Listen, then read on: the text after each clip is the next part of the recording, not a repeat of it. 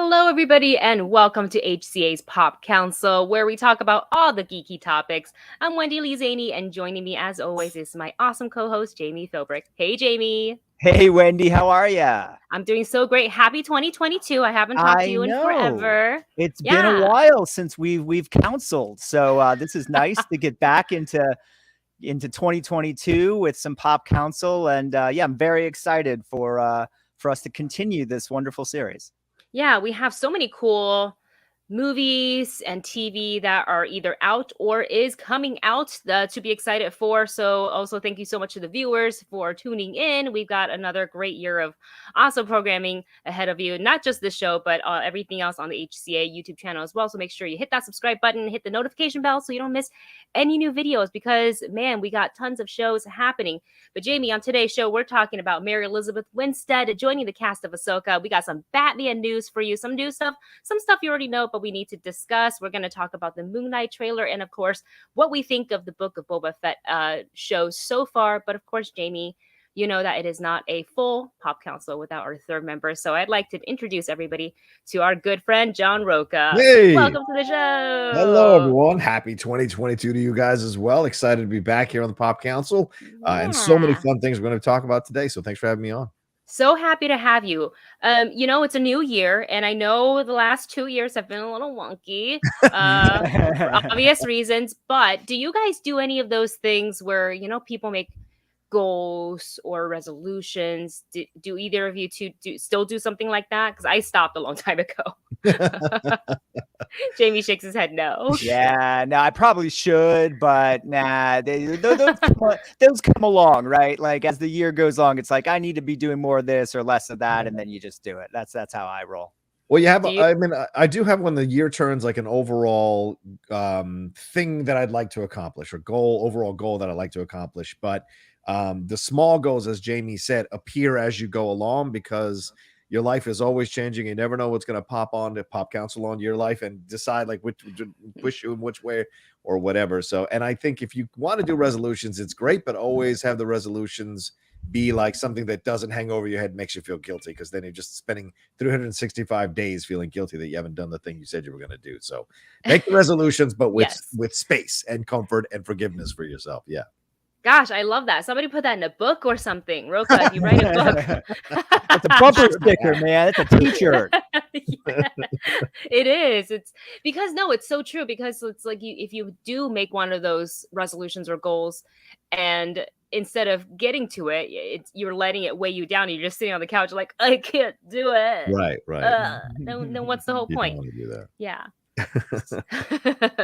Well, with that out of the way, I'm super excited to talk to all three of you about these topics, starting off with Miss Mary Elizabeth Winstead, who has now joined the live action cast of Ahsoka, which is a show that is coming soon to Disney Plus. As we saw Ahsoka Tano played by Rosario Dawson in the Mandalorian series, and I thought she looked really fantastic. I think it's never easy to bring an animated character to life. So I think how they did it, she looked phenomenal. I thought she sounded great, obviously a little bit older than the last time we saw her in Rebel. And I've been very curious as a big Ahsoka fan as to who else is joining the cast. What characters are we going to get? And earlier was revealed that we will have Sabine in the series. I believe it's confirmed that we're going to have Thrawn in the series as well. Well, it's probably confirmed from her dialogue in Mandalorian too, because that was a major name drop. And so now it's been reported that Mary Elizabeth Winstead is going to join the cast. However, her character and the plot of the show has been completely kept under super secret lock and key. But let's go around the panel and we'll start with Jami. Your thoughts on Mary Elizabeth Winstead joining the cast of Ahsoka? Well, Mary Elizabeth Winstead, great, right? Great actress. So, whenever you hear, someone of that caliber is joining, one of these shows, that's very exciting. Obviously, the big question is, who's she going to play? My guess is it's probably a new character and not like a character that we already know from some of the, from some source material, whether it be animation or live action or, you know, the novels or comic books or whatever, video games. There's a lot of Star Wars world to choose from. So my guess is she's probably an original character, although it's entirely possible that she could be a Star Wars legacy character. And if she is, I'm not quite sure who she would be. I don't know if you guys have any thoughts on that. But in general, in the casting, I think it's great and great news for the show. Absolutely. I think whenever you can get a Mary Elizabeth Winstead, it's a win for your production, regardless of what it is. Going to Rocha and kind of following up on Jami's questions here. Sure. Do you think she'll be playing a new character, or she will play a character that we've met already? I mean, I hate to be pinned down on something like this. I don't know, to be honest with you. I mean, there was another actress that was announced who's going to step in and do a new character that we don't know, but we don't know what side of the fence she's going to play on. So is that going to be kind of this kind of growing cadre of people that are going to be part of a certain sect that we haven't heard of? Remember, Boba Fett introduced the Order of the Night Wind or something like that, these assassins. So it's not impossible to have them introduced. But there's a lot of people that were speculating over the weekend about Princess Leia, possibly a Leia appearance, Barriss Offee. Asajj Ventress, of course, has passed on, so not Asajj Ventress, but like this, or even possibly Mara Jade. So hearing all these conversations, and then, hey, Ewan McGregor and Mary Elizabeth Winstead are together in real life. So a Mara Jade issue is not necessarily out of the realm of possibility, for God's sake. So that could be something as well. But either way, I would like Star Wars fans to kind of let it rest about, well, they shouldn't bring back Leia, or why does everyone always think it's going to be Leia? You know what? Who cares? Speculate, have fun, enjoy fandom again. Remember those days? Have fun speculating, sitting in the basement, arguing with your friends. That's the fun of it, for God's sakes. Don't tell people not to have feelings about whether it's an old character or a new character. Let them enjoy it. Let them speculate. Let them have fun. That's what fandom's supposed to be all about. So in the end, don't be upset if it doesn't come true what you predicted. That's the other side of the coin as well. But for me, I'm just happy that she's a part of this thing, right? All those death-proof fans can scream and in unison over the reuniting of Rosario Dawson and Mary Elizabeth Winstead. But another powerful actress who has been playing some pretty badass roles, from Huntress to what she played in Kate, getting a part here, getting a part of the Star Wars franchise. And this is a great next step in Mary Elizabeth Winstead's career. You know, she was part of the DC franchise, now part of this. So we shall see if down the road there's a Marvel character that she might be playing, because that certainly isn't out of the realm possibility either. So either way, I'm excited. I mean, I would tend to lean, if I'm going to be on the spot, towards something new, but I would not be surprised if they have her take over another role that we've seen in animated or as Leia. Yeah. I agree with John's sentiments, especially like the chill fans sentiment. Yeah. That's just something I was saying throughout the whole Spider-Man lead up to the film. Oh, yeah. But I find it very doubtful that they would recast Princess Leia. I just don't think Disney would do that.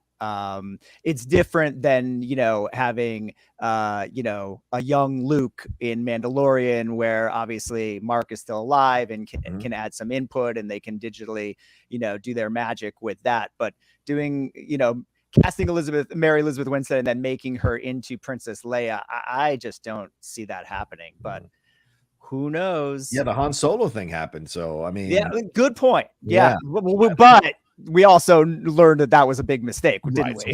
Yeah. So. That's interesting. I hadn't heard the word or the name Leia thrown around until now, but that is quite interesting because everybody would exist during this time. Yeah. So I wouldn't be surprised if it was mentioned. Not sure if that's what they have in mind for Mary Elizabeth Winstead, but if that is the route they choose to go.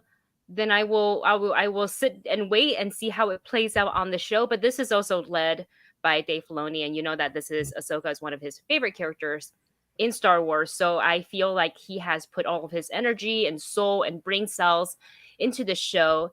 I'm thinking if she were to, I personally, honestly, for Mary Elizabeth Winstead, I would prefer to see her play a new character, maybe someone who works closer with Thrawn, maybe a Night Sister, Inquisitor type, because I think she would look so cool. The other one, and Rocha and I had talked about this off camera, we had maybe speculated a Hera Syndulla, Yeah, who Hera she, Syndulla. you know, had a close connection with, right, in Mm. Rebels. So there is that possibility as well. But again, it honestly, maybe Sabine and Ahsoka is, and possibly we're getting Ezra.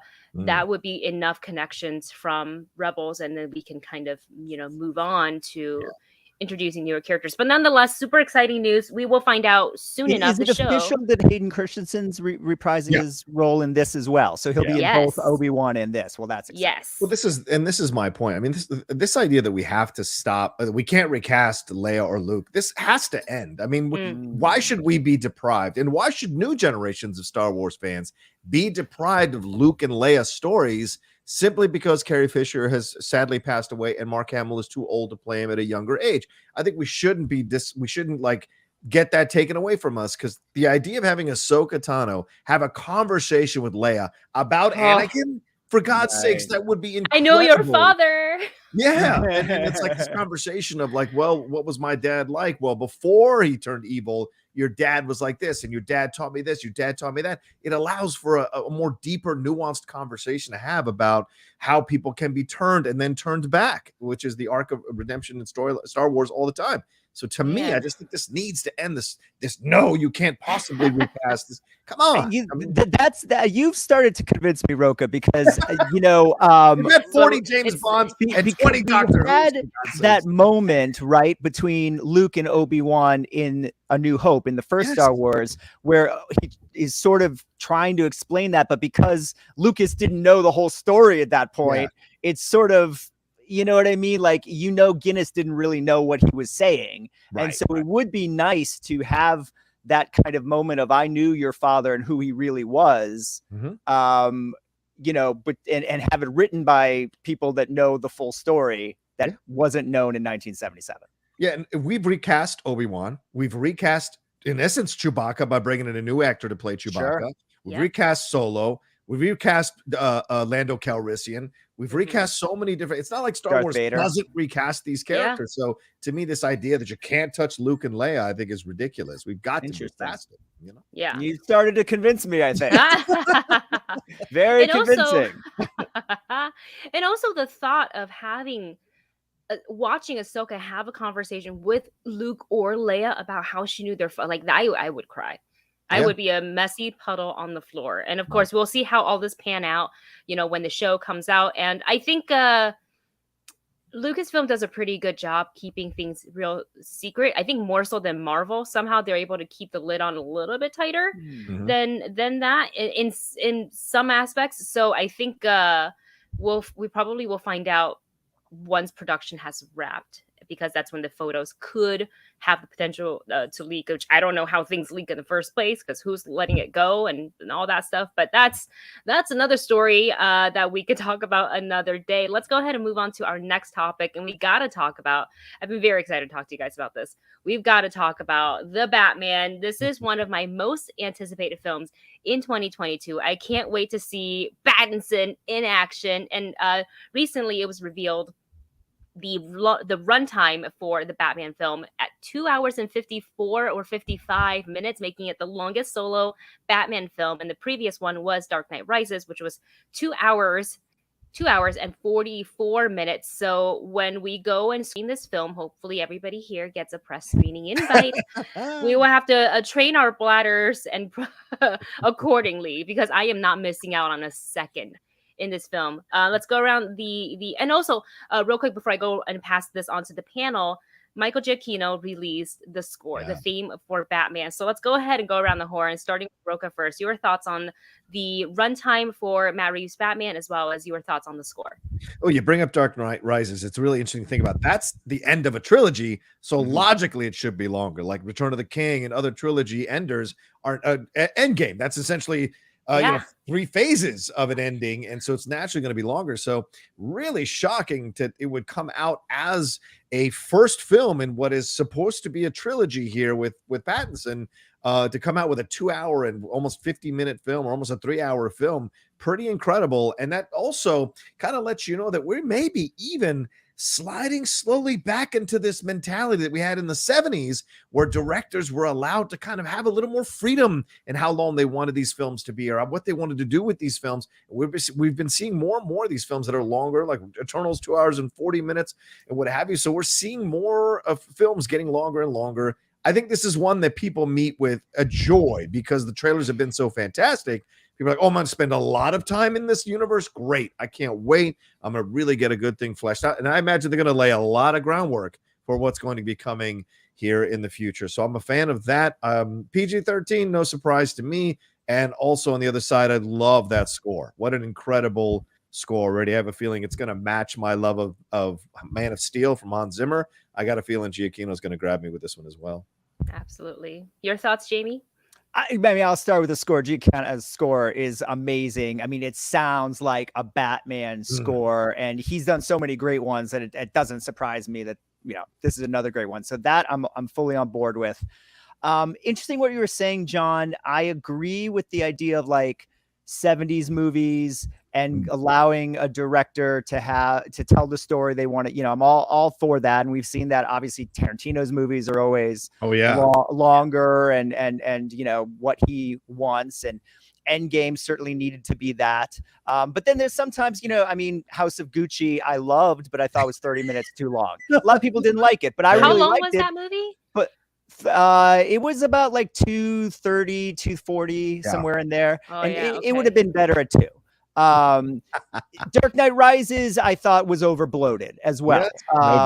But I get that it's the end story, and you know, so you know, I Spider-Man was long, but I never was bored in a second of it, right? So if it's Spider-Man No Way Home long, I'm okay with it. If it's Dark Knight Rises long, then, you know, I'm going to have some issues. And I'm not completely sold on the year 2 thing and sort of the dark. This seems very Nolan-esque to me.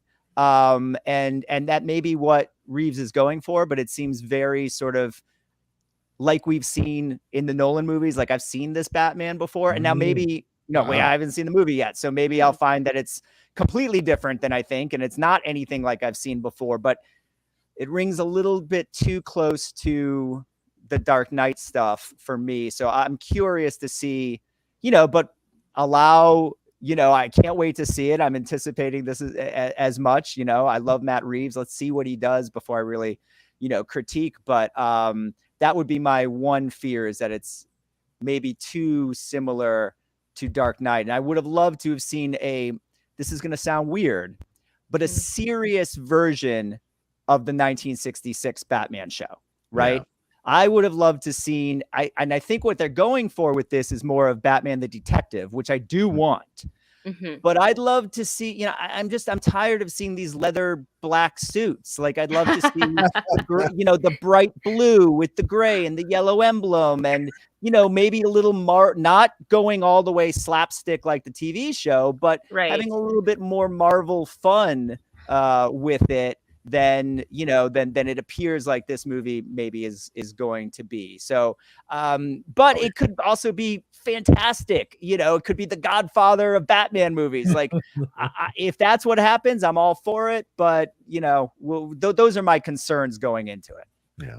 Yeah. I mean, for me, the hype is so real for this one. Not just because I am, you know, Batman's one of my favorite superheroes, but I'm a big fan of Robert Pattinson's work. I am so happy that they chose him to don the cowl. And for all the people who doubted, I can't wait for them to see just how talented this man is at acting. Because like so many people still till this day, I think they're slowly coming around now that we're getting, you know, we're just months away from getting the Batman movie. But a lot of them still hold on to the argument of, I don't want to see a sparkly vampire. It's like, well, guess what? You are not seeing a sparkly vampire because he's playing Batman. He's not playing Edward. You're not watching Twilight. So it's dark and gritty. And if the trailer hasn't sold you, then no one's going to be able to change your mind because it's already set. But this is really exciting. One of the problems, I think, with what you're saying about Pattinson is that the movies he's been really great in, a lot of people haven't seen. Yeah. You know, I mean, we all saw Big Time, but I don't Yeah. think the general audience, especially general audience that's excited for Batman, has seen Good Time or The Lightkeeper or, you know, some of the movies where he's Lighthouse. Thank you. Some of the The movies where he was Devil, some other right. There was the Netflix film. yeah, and then there was the Cosmopolitan. Was that the name of it? Yeah, that was a good one. Yeah. I mean, he's done a lot of amazing work. And was there something Life something where he's in outer space? But anyways, there's some great. But most of them are sort of independent and low budget films that I don't think a lot of. So unfortunately, when you say Robert Pattinson, most people only know Twilight. You know, obviously we know the other films he's done, but that's part of the problem, I think. Yeah, that's kind of unfortunate. So hopefully they will at least take the time. Oh, The Devil All the Time is the film. Maybe they can at least watch his clip of that. Then you can see he literally, when he plays a character, you don't ever see him playing himself. You know, have some actors who are so good at playing themselves. I won't mention names, and it's not a bad thing. But Robert Pattinson doesn't play himself. And we love it. I eat it up with a spoon. So very excited for this. And I think how long the film is because, again, this is a different actor picking up the cape. And we also have to kind of set the groundwork, like both of you said, and we're being introduced to the Penguin, Catwoman, and the Riddler. So there's a lot of, story setting to happen.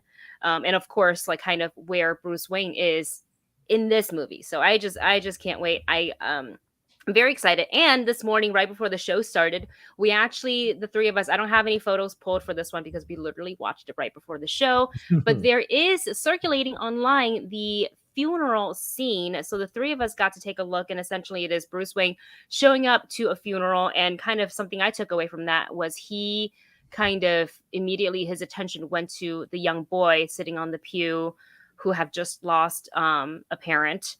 Something that Bruce Wayne would be very, very familiar with. And the boy looked about the same age as when he lost his parents. So more than that, there was some chaos happening at the end of that scene because we see, I believe it's a silhouette of the Riddler over on the top side of the church. And then a car comes crashing through, and out comes Gil Coulson, duct tape in the mouth, duct tape with a phone to his wrist, an envelope to the chest that says "To the Batman," and just complete chaos. What are you guys' thoughts? Jami, I think after you said it, you have a speculation that maybe this scene comes early in the film. I would think, that it probably comes early in the film or midway. It looked like, so Pattinson has a black eye, right? So he's clearly been out, and how no one vigilante.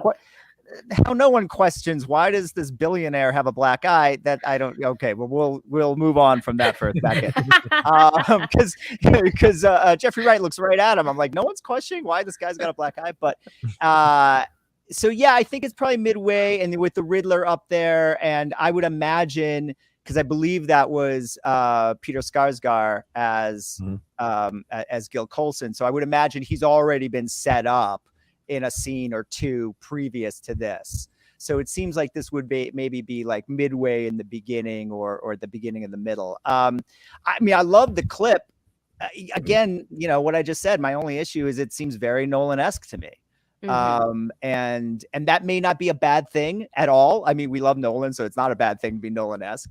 So I will, hold my judgment until I see the full film, and I'm hoping that I'll be blown away by the direction he's taking it in. But it does seem sort of Nolan-esque in this. I mean, I could see this scene being in one of the Nolan Dark Knight films. So, but again, that's not, I'm not saying anything bad about it. That's quite a compliment to say your work reminds me of Christopher Nolan's. And so, again, I would have loved to see Batman taken in a bit of a different direction, but okay, let's see what this film is and this story. We know it's somewhat based on the Long Halloween, which was also somewhat the influence for the Dark Knight.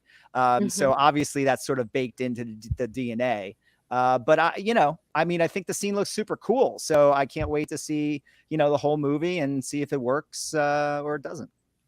Absolutely. Rocha, your thoughts on what are your thoughts after watching the funeral clip? I mean, it gets me more excited for the movie. This is the kind of approach they're having. It's set, You know, it's got that 90s vibe, and you're saying it's year 2, and I respect that. But also, from what I'm looking online, it's set like around modern time. So it's a weird, interesting approach to Gotham City, kind of like what we got in 1989's Batman, which was set in modern time, but looked like it was constructed in some fantastical world in the past. So very interesting approach that they're taking here. Gil Colson being a part of this, that's a character that's made up for the film. There are a number of characters that are made up for the film, including the person who the funeral they're at is a person that's made up for the film as well. So this is going to be interesting that you're not going to have the fanboys and girls. I want to start including fanboys and girls in this conversation, going in there going, okay, I know who that character is. Are they going to be able to do this with this character? What are we going to see? It's all new. So it's kind of a smart route that they're taking here. But overall, the vibe of this clip was great. And seeing the Riddler up there just kind of staring at Batman or staring at Bruce Wayne. So clearly he knows. There have been a lot of rumors that people think that him and the Riddler are somehow connected. And what's fascinating too is this is a guy who's carrying out a vendetta against people he thinks are telling lies, people in power. And doesn't that feel topical? Doesn't that feel, from whatever side of the political spectrum you're on, you feel like whoever's got a little bit of power in this country is lying to the populace, lying to the masses. So don't be surprised if we have another Thanos situation here where people walk out of this movie feeling Riddler's point of view a little bit more than they normally would have, just like some people. I mean, Thanos was right. Those are coffee mugs and shirts and everywhere. People wear that. Right. So clearly there's enough people who thought that to wear it, whether ironically or not. So, I mean, there's a possibility here. So I like the general vibe overall. I like what we're getting. It's scary as hell. And yet we're not getting Jamie's pow or kapow or anything like that. Next one. Maybe the next Let me be clear. I don't want that. I don't want the kapow. I just want it a little lighter, a little funny, that's not what I'm looking for. Brave and Bold. And Brave and Bold could be a fun. Right. And who knows, Jamie, if with this Flashpoint thing, all those different Batmans are showing up with Keaton coming back, what do we have? Are we getting Dark Knight Keaton, or are we get like Dark Knight Returns Keaton? Or are we getting a different kind of Keaton from the Joel Schumacher, or whatever we're going to get? And is there another Batman that's going to be launched that plays more in the Brave and Bold type of thing in a different universe? Anything is possible. So I'm sure we're opening the door for sure. But this looks great, and I don't want to see too much more because we're just a couple of months away, which is kind of crazy to think about. Couple weeks. So weeks away.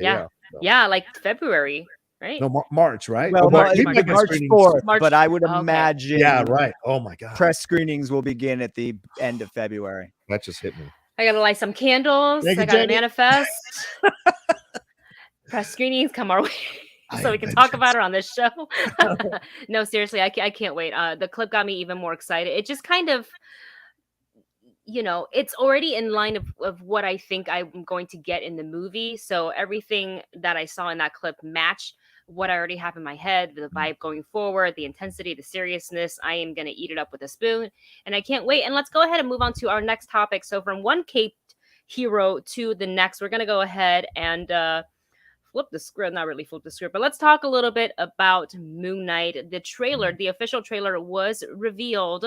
And finally, we will get to see one Oscar Isaac playing Mark Spector and maybe some of the other identities and personalities in this show. So I actually don't know as much of Moon Knight. I'm still trying to figure out which comic book I want to read before getting into the show. I've been pitched the Warren Ellis run. I've been pitched the Lemire run as well. So kind of throwing it to either one of you. Have you read any of the Moon Knight? I think, John, you're pretty familiar with Moon Knight. I mean, it's sitting right there on my shelf. The tradition I have at Comic-Con is every Sunday I go walk the floor near the middle of the day, and I go all the way to the area where all the comic book sellers are, and I just buy stacks and stacks of hardcover graphic novels or collections. And Moon Knight is always my number one thing that I pick up. Moon Knight and New Avengers or anything Avengers related, just stack them up and take them home with me. And Moon Knight has been such a fun discovery for me over the last 10, 15 years. Really enjoyed the approach. I love the Egyptian connection with Khonshu and all of that. Then the idea of dissociative identity disorder. As you experience your own mental health stuff, you start to kind of want to learn more about this and investigate, go down wormholes of learning about this stuff. And dissociative identity disorder is really interesting to navigate and see this idea of different personalities taking over your body at different times and how much of that memory is still stored overall or pushed down and kept away from the other identity that takes over. So very fascinating stuff here. Plus he fights crime. So he's such an unusual superhero in that he's very brutal in his approach to fighting crime. He's got the Batman vibe in terms of being kind of a rich guy, depending on which identity you're talking about. And then also this connection, this kind of old connection to the Egyptians, which is very Spectre-like, where he's connected to an old kind of god there in Egypt. So a lot of it is so interesting to explore. And the fact that he at times can come off as a little like unstable mentally, it makes challenges you as a reader to see how much of this you can enjoy. Plus, some of the ball busting, for lack of a better term, is very brutal in Moon Knight. So yeah, it's an acquired taste. He's not an easy hero to like. And so I find this to be an interesting task that they're taking on. So I loved the trailer, loved what they showed in the trailer. Oscar Isaac getting a chance to play this character is fascinating, trying on that British accent to play around. I think we haven't seen since Robin Hood. So fun to see him try that one out as well. And then all of it and the visuals and the costume really work for the live action approach here. So for me overall, I like what they're doing. I like the idea that they're not shying away from the mental health aspect of this, and they're throwing in the brutality of Moon Knight in that trailer as well. So excited all around. And I would recommend the Bill Sienkiewicz run if you're going to read another one too. So just throwing that in there. All right, that's added. Now it's added to the list. Added to the list. No, that is one of the names that's been already in rotation of all the suggestions that I've been getting. So I'm just compiling them and see, because comic books aren't cheap, so I have to pick. I have to pick carefully. This is sadly where we need the big sweaty. Sadly, where we miss the big sweaty John Snap, who would have guided all of us down the path to understand Moon Knight the best. He would have just lended me his copy. That's what, because you already know he's got them. Jami, your thoughts on the trailer and the overall look of Moon Knight? Yeah, I mean, I totally agree with John. I love the aspects of the character that they're using for this show. And I think, and the character, I like, John, that you used DC characters to describe Moon Knight. He is the Batman sort of the MCU. Yes, and also I would sort of explain his connections to ancient Egypt, sort of like Hawkman from DC. Oh, right? Yeah. In that sense. Yeah. And so, but one thing I would like to point out to the internet that went crazy when they saw this trailer, saying that Oscar Isaac has the worst British accent since Dick Van Dyke and Mary Poppins. Oh, have they not heard other? Understand that he's not playing a British character. Right. He's playing an American who has this disorder, and one of the personalities is this British character. So for him to have, as Stephen Grant, so for him to have a quote unquote bad accent as Stephen Grant actually makes sense in the show. Yeah. So please stop calling Oscar Isaac a bad actor. Please stop comparing him to Dick Van Dyke. I've seen this on several tweets. You need to know the source material, and you need to know the show that they're doing. Oscar Isaac is a brilliant actor, and I'm sure any problems with his accent are done on purpose, would be my guess. And I think John probably agrees with me. Yes, 1,000%. That was amazing. I hadn't seen those tweets, but I would be taking the same kind of umbrage that Jami is. At this tweet, yeah. And then just the trailer looked awesome. I love the action. There was one video I saw online that was trying to say that thing that he's beating up at the very end when he's in the full white costume is Werewolf by Night. Absolutely. I'm not sure. You know me, I don't agree with anything until Kevin Feige says it and it comes out of his mouth. And it's very hard to tell what exactly he's beating up in that shot. So while it doesn't quite look human, I'm not ready to say it's Werewolf by Night, but that's the rumor. So that certainly sets up our Werewolf by Night Halloween special we know we're getting in October. And so I thought the action's awesome. He's an amazing actor. This is a fantastic character. I'm so glad they're introducing him into MCU. I hope we get to see a Moon Knight. I hope everyone watches the show. It's a huge success, and we get to see Moon Knight in the movies. Oh, that'd be so great. Yep. That'd be so great. Sooner than later. Yes. And I mean, look, the show should premiere end of March. March 30th is the premiere date. And then they give us usually 6 to 8 episodes, depending on how Disney Plus wants to handle this one. I don't think I have confirmed how many episodes, but generally all the series have been between 6 to 8. So that'll lead us into end of April, maybe a little bit further into May, and then there's a bit of a gap between Moon Knight and let's just play on the possibly that is Werewolf by Night. Like that's a long enough gap, I feel like, for it to build up the excitement for the Halloween special and to lead us into it. So and I agree with you, Jamie. Like I kind of want to pump the brakes on like that is Werewolf by Night because we don't know, we haven't seen the show, nothing's confirmed, and I want to find out in the show and not via some sort of like leaked information before we see the series, because I think it's more fun that way. But it makes sense because the Halloween special has been already announced and confirmed. So this totally makes sense. And then just going back on Oscar Isaac, I am such a big fan of his work, and he's very. It's so funny that you mentioned that people didn't like his British accent, and I think you just went ahead and schooled everybody on that because maybe they didn't realize that. Just the thought of a talented actor such as an Oscar Isaac not being able, not studying and researching and practicing enough to have a good British accent would shock me. You know what I'm saying? Like, this is Oscar Isaac we're talking about. This is not his first rodeo. So 100%. Looking forward to Moon Knight. Let us know, viewers in the chat. Let us know your excitement for the show. And of course, you want to be subscribed to this channel because I am pretty sure when that show comes out, there will be some sort of an after show for Moon Knight. So you might want to do that right now so you don't miss out. And we're gonna go ahead and move on. Wendy, yeah. Just to add, I was just going to add that when we were talking about Werewolf by Night, Moon Knight did first appear in a Werewolf by Night comic book. So there is a deep connection between the two characters. So we'll see what happens. It's going to happen. It's a werewolf. That's it. It's a werewolf. And Black Knight and Blade. And Daredevil. Everybody in the show together finale. It's going to blow, like the internet's going to lose their mind. Yeah, Patton Oswalt finale. That'll happen. And hey, before we dive into some Boba Fett talk, I do want to talk very quickly since we're kind of in the Disney Plus show lane right now. We know that Hawkeye, the series, has ended already, but there's been a couple of deleted scenes that have been revealed, and two really came to mind that I wanted to share with all of you guys and with the panel. I didn't pull the right screen grab for this one, but there's a little bit more of a history there at a look at Cassie and Maya. And again, was not able to find like the Cassie and Maya screenshot, so I just put this one up of young Maya and Kingpin, who also, this is also a deleted scene. Basically, it's Kingpin picking up Maya from martial arts class, offering to get her some ice cream because dad is working. So that was just a quick little deleted scene. It's fine. But the deleted scene between young Cassie and young Maya was really interesting because they meet in karate.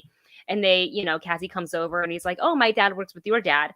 And that's when Maya tells him, I'm sorry, I can't really communicate with you this way because I'm deaf. So you kind of see him trying to absorb and mimic, when she said back in sign language, my dad works with your dad, which further explains how Cassie, out of the rest of the Tracksuit Mafia, was fluent in sign language and was able to communicate with her, and also makes me really sad because what we know at the end of the series, what happens with those two, and I wasn't even aware until this deleted scene that there was that long of history. I imagine the history was long because he sounded like Cassie had been, a part of the Mafia for a long time, but like they're childhood friends.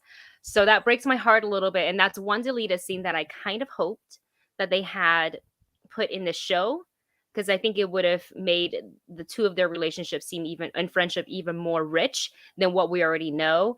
And then the next scene was an older scene of Eleanor meeting up with Kingpin, and this came soon after her husband Derek's death. And basically, they sit down to have a meal, and it was a business lunch situation. Eleanor said, I know you were dealing with my husband, but he has passed.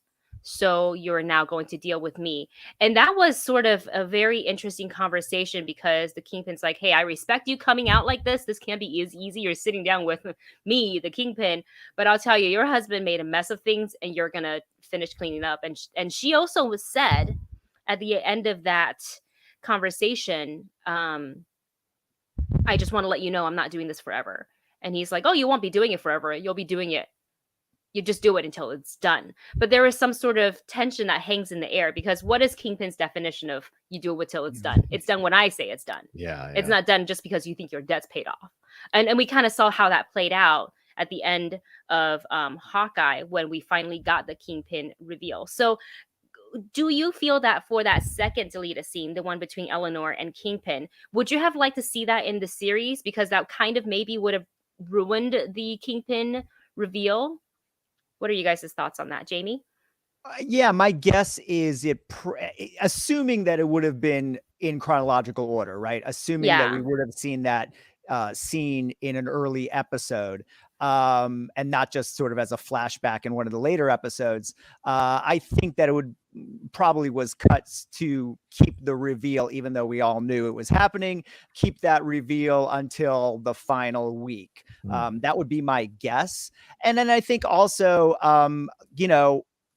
the information you need from that scene, we've gotten as an audience by the time that we saw Eleanor with Kingpin. I think, is it the final episode or the beginning of the final episode? Close to the final or the final episode. Penultimate episode. Yeah. One, but by episode 5 or 6, when we saw them, we kind of knew that information.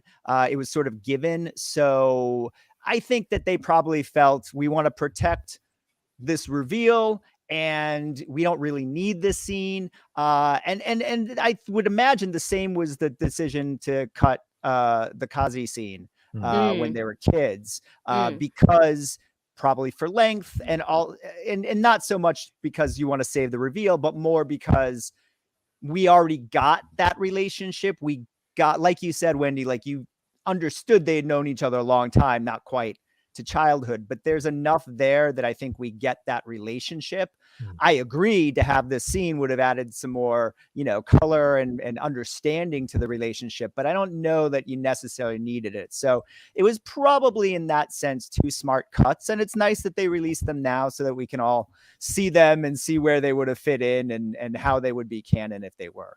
Yeah. Rocha, your thoughts on these deleted scenes? Yeah, I mean, I think I agree with a lot of what Jami said. If you show the Kazi scene, you're showing him as a young kid, so automatically the audience starts to move into a place of feeling sympathy for Kazi. So you're changing the narrative of the character there at that point and making us connect with him, and so that when the betrayal happens, unless you're going to go all the way with this relationship, and they really didn't. So the scenes for me that were missing are the scenes between her and him as they're adults, and their relationship and the tenderness or any remote connect. We should have seen more of that, so that when the betrayal happens, we feel that more as an audience. And they didn't quite get there, in my opinion, overall. So it seemed like this would have completely messed with us, because then we would have been like, well, whose side am I supposed to be on? Because we see them as kids and they really connected. So I like that they cut that scene out. The other scene, though, the Vera Farmiga scene with Kingpin, Eleanor with Kingpin, I thought could have worked if right after we see the picture that Kate shows Clint, we go to a fade to black and then fade up on that scene as a earlier blah, blah, blah. And then we end the episode on that scene with a close-up of either face as we go to the credits. That would have been a way to weave that scene in. But like at the end of episode 5, when they just sort of show on the phone, right? And then, so that would have been the reveal, is the flashback. And then episode 6 could start just the way it did, with her saying, I'm done with this. Right. Because Jami, we've already seen Kingpin. So there's nothing to, nothing to reveal, to spoil. So then we go to the, and we fill in the backstory of how she got involved with him, what the deal was. And we get a little more of understanding of her dad being in this situation. What was, because we don't get a lot about the dad other than occasional conversations here and there. Right. This would have given us. And I was really surprised he didn't come back at some point. I know. Missed it on IMDb. A pretty well-known actor. He's I believe a Tony Award-winning actor. And so to not bring him back, I was a little surprised by that. Yeah. Yeah, same. I was like, he's not. That's why I kept on thinking. I was like, he's not really dead, right? It's a fake funeral. He's James Brian D'Arcy. Do I have the name right? Brian D'Arcy. Brian. I knew I had the order wrong. Story. He's in West Side Story right now. Yeah, he's a singer. Like, he's a big Broadway musical theater guy. So it's ironic. Spotlight's the movie I think most people. Oh yeah, that's right. He's great in Spotlight. That's right. Oh my God, I forgot. Because 50 million actors are in spotlight. And you're just like, who's But he's the guy who in that? runs to the house But yeah. and freaks out. Yeah, right. My He's kids part will of be he's here. part My of kids Keaton's will be crew. here. He's part of the writer. So good. Such So a good. film.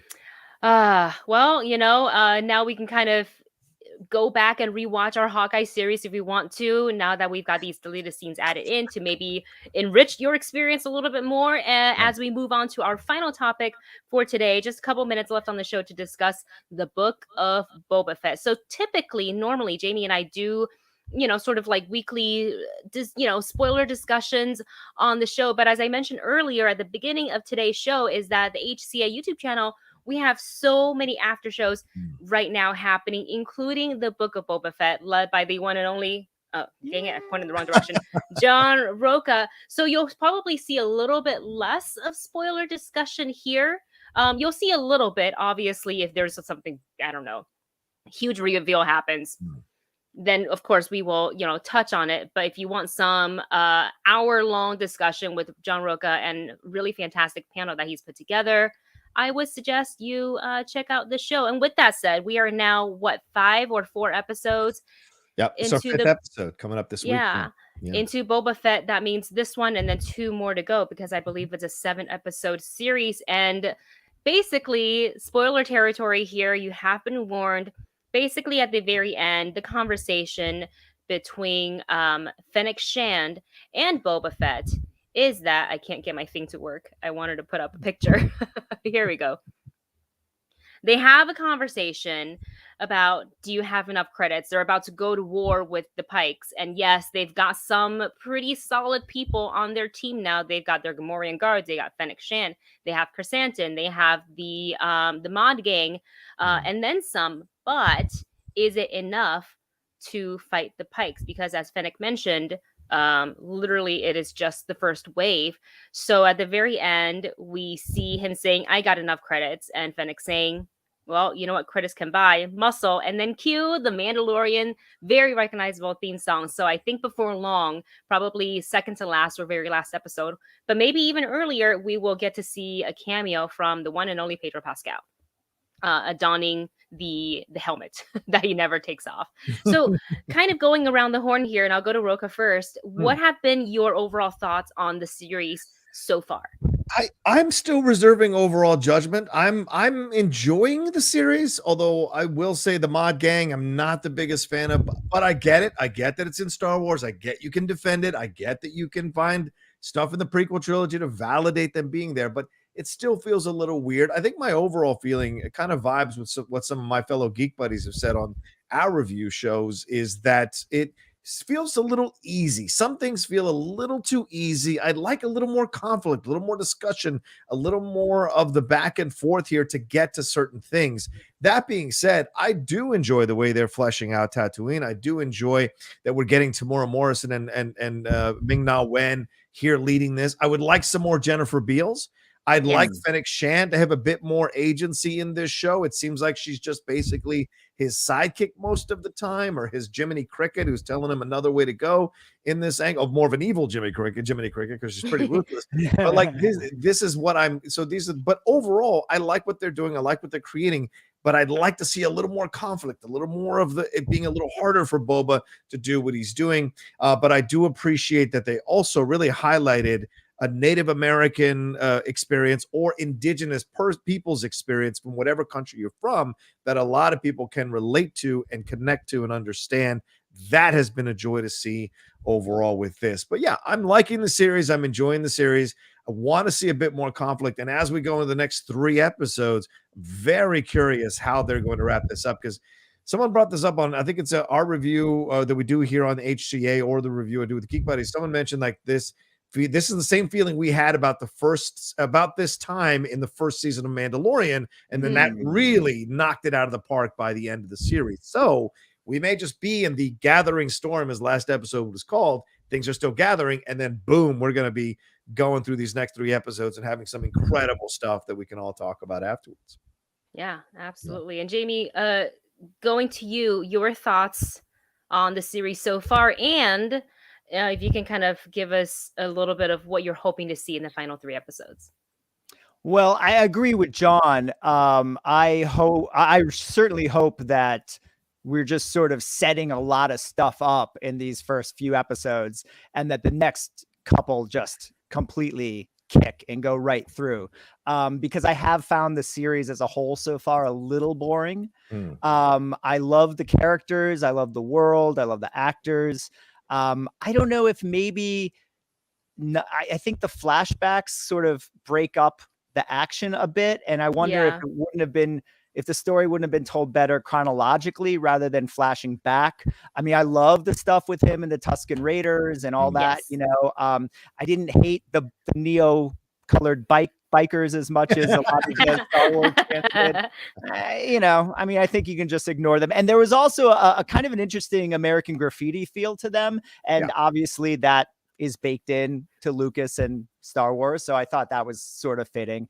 And I think John and I, we've talked about this before, the idea of illuminating Boba Fett as a character also is detrimental in the sense that it takes away some of the aspects of the character that made him so beloved and so cool for decades, which is that we didn't really know much about him. And I love Tamora Morrison, but maybe we're seeing his face just a little bit too much. I'd love to see Boba Fett with the helmet on more. Like there was that scene where he's at the table with all the other gangsters, and I'm like, don't leave it on the table, put it on. That's how you're scary. So but like John said, I want to, hold my full evaluation for the full series. I hope that they're leading, I love Dave Filoni and Jon Favreau, and they certainly have shown with Mandalorian season 1 and 2 that they have a plan and they have an idea and they know what they're doing. So even though I feel, we've been a little bit lost in these first few episodes, I'm hoping, like John, that it just kicks right through to the end and we see what they were trying to do. So listen, I'm never going to dislike a Boba Fett show, but it hasn't quite been, a home run for me just yet. And I hope that it will be before the end. Well, there you have it. And I believe I read somewhere that the final 3 episodes, it's like where the majority of the budgets went. That tells you something. So that tells you something. Plus, Filoni's got an episode coming up. So okay. I am sitting on the fence. I'm really hoping that maybe we get a live action Cad Bane, because him and Fennec already crossed paths in the Bad Batch. I know. Yeah. So we will see. We will see. And lots more to talk about in the days to come here on both Pop Council and the Boba Fett After Show. And with that, we have run out of time. Thank you so much to both Jami and John for joining us right here on Pop Council. And going straight to our guest, where can everybody find you on social and your work? At the Rocha Says on Twitter and on Instagram and TikTok. That's right, I'm on TikTok. You can also go to my YouTube channel, youtube.com/John Rocha Says, and be involved in all that. Twitch, the Outlaw Nation, and as Wendy mentioned very kindly, the Hollywood Critics Association Book of Boba Fett After Show that I do with Dan Murrow, Laura Iskrell, and Maggie Lovett. It's been a fantastic foursome. We've had some great conversations. So if you're not putting that in your rotation, please make sure you do that. We drop it every Wednesday morning at 8 a.m. PT live on this channel for you all to enjoy. And of course, all my Geek Buddy stuff is out there in the top 10 and the Cinephiles for podcasts. All right, that's it. What did the Geek Buddies call the bike, the mod gang? You guys have a name for the the colorful bikes? What do you call them? Somebody mentioned it to me. Oh, what did the Geek Buddies call them? Yeah. I don't know. I don't think you guys had a name. Oh, I thought you guys had a name for them. Yeah, somebody commented in one of my videos, and they're like, "Buddies call them this," and I was laughing. I'll find it and I'll text you later. Power Rangers crew? Yeah, maybe. Power Rangers crew. Triceratops. Jami, where can everybody find you on social? Yeah, on social, you can find me at Philbrick on Twitter and Instagram. My name on Facebook, and please check out, I am happy to announce I'm now the editor-in-chief of MoviePhone.com, so please check out our interviews, news, reviews, and much, much more on MoviePhone.com.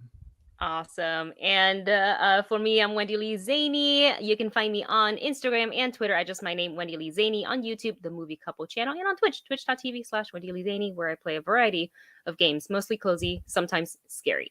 All right, guys, that's it for us. We're going to get out of here. Again, don't forget to hit that thumbs up button. Really helps the show get more visibility on YouTube. Hit that subscribe button so you don't miss all of our awesome programming. And we will talk to you guys next week right here on Pop Council. Bye, everyone.